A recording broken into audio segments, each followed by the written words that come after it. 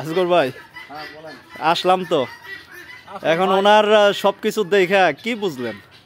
আসলে উনি তো একজন শৌখিন লোক, শৌখিন মানুষ, তার এই প্রমাণ।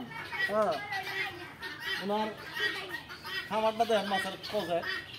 এটা বদ্ধ অবস্থায় আধুনিক প্রযুক্তিতে মাছের প্রজেক্ট।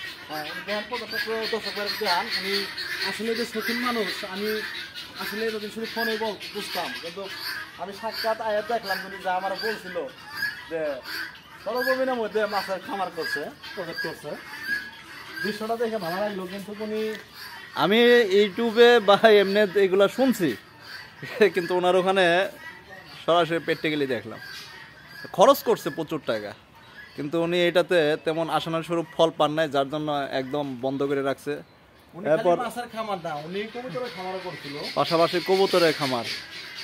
কবুতরের খামার বাদ দিয়ে, মাছের খামার বাদ দিয়ে উনি হঠাৎ তিথি মুরগির খামার করে ফেলছে। বিশাল বড় একটা তিথি মুরগির খামার করছে। ওনার এরিয়া অনেক, উনি এখানে আরো জায়গা রাখছে।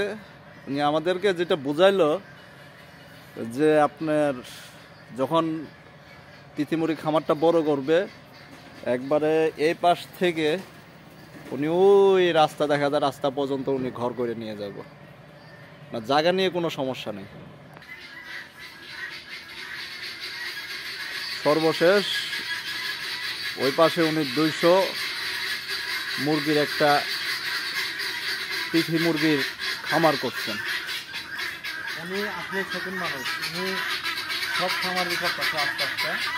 উনি কবুতরের খামার করছে, মাছের খামার করছে, পাশাপাশি বিশাল বড় একটা তিথি মুরগির খামার করছে 200 পিসের। উনি আরো বড় করবে খামার। দেখতেই পারতেছেন কি পরিমাণ মুরগি আছে খামারের ভিতরে। আসলে দেখলাম, দৃশ্যটা খুব ভালো লাগলো। উনি আরো খামার বড় করবো।